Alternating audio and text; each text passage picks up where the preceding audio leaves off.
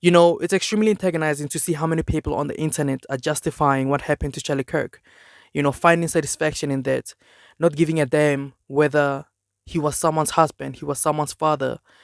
The level of brutality and the lack of empathy in people's action on the internet will completely leave you in shock, will completely make you question a lot of things about humanity, about us human beings in general. What kind of creatures are we?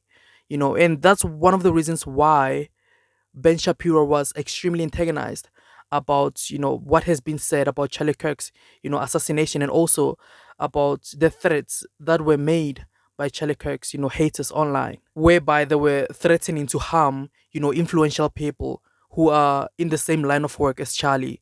So he released a video not long ago, addressing those individuals or cults that are constantly spreading lies and making threats. We're going to pick up that bloodstained microphone where Charlie left it. And to those who would intimidate, who would seek to stop us, who would seek to end free discussion, who believe that they have ownership over public spaces and can violently threaten and kill people who speak freely, we are not going to stop. And I have two words. You. And I was glad that he did that.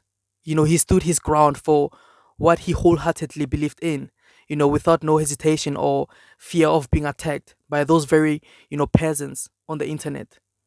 Isn't it funny that it's always the dumb ones who find no value in knowledge? Have you noticed that? Like, those who need it the most are the ones who find no value in it. And that's precisely one of the reasons why they did what they did. And after they justify the whole thing. And it's completely sad that we live in the same neighborhoods with these kinds of individuals, we they are a part of our societies. We work with them in corporate spaces, we shop with them at the mall.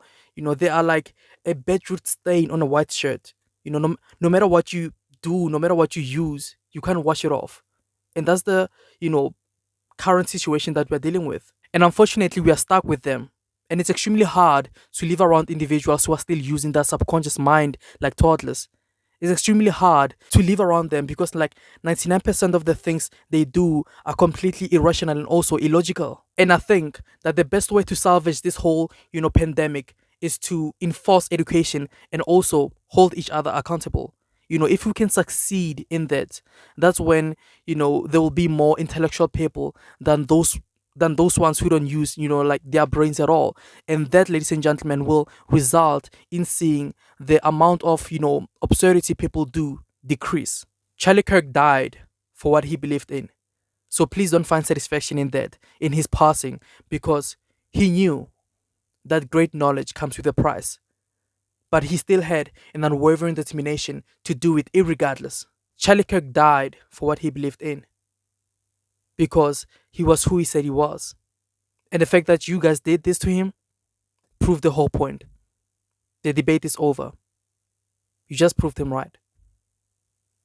So, guys, my name is Johannes. Don't forget to like, share, comment, and subscribe.